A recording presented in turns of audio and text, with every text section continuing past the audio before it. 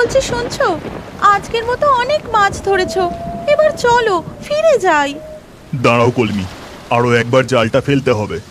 যা মাছ পেয়েছি তাতে ভাত ডাল হয়তো হয়ে যাবে, কিন্তু ঘরে আমাদের যে সন্তান রয়েছে তার মুখে যদি একটু ভালো মন্দ তুলে দিতে না পারি তাহলে কি চলে?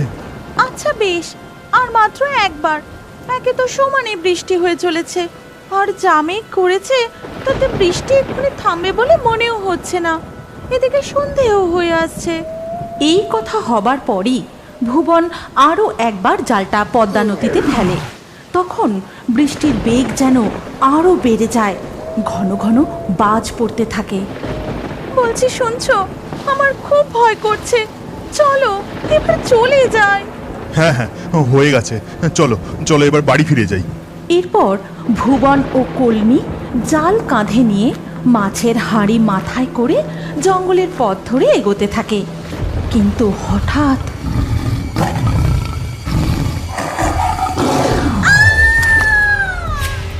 কলমি, এ কি হয়ে গেল? বাঁচাও বাঁচাও, কে কোথায় আছো? বাঁচাও, আমি আসছি কলমি, আমি আসছি।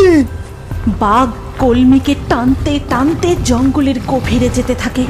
ভুবন জাল মাছের হাঁড়ি ফেলে কলমিকে বাঁচাতে বাঘের দিকে এগিয়ে যায়। তুমি আমাকে আর বাঁচাতে এসো না, নইলে আমার সাথে সাথে বাঘ যে তোমাকেও শেষ করে দেবে। তুমি আমাদের মেয়ের যত্ন নিও, ওকে দেখো, ফিরে যাও, ফিরে যাও। আর এই কথা শুনে ভুবনও থমকে যায়। সে হাউ হাউ করে কাঁদতে থাকে। তখন বাঘটা কলমিকে নিয়ে জঙ্গলের মধ্যে অদৃশ্য হয়ে যায়। এ কি হয়ে গেল কলমি? বাড়ি গিয়ে মেয়েকে কি বলবো?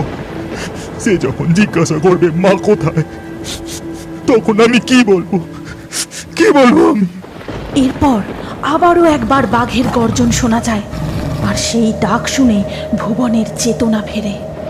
আমাকে এক্ষুনি জঙ্গল ছেড়ে বেরিয়ে ঘরে যেতে হবে, ঘরে মেয়ে একা আছে। এরপর ভুবন ঘরে ফিরে আসে। তারপর থেকে সে একাই মেয়ের দেখাশোনা করে। ছোট্ট মেয়েটির তখনও কথা ফোটেনি।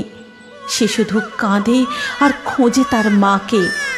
আর কাঁদিস না রে মা, এবার একটু শান্ত হ। সে যে আর আসবে না, আর আসবে না। তোর এই অধম বাবার অন্ধকার ঘরে সে যে আর প্রদীপ জ্বালাবে না। এইভাবে ধীরে ধীরে ভুবনের মেয়ে তুলি বড়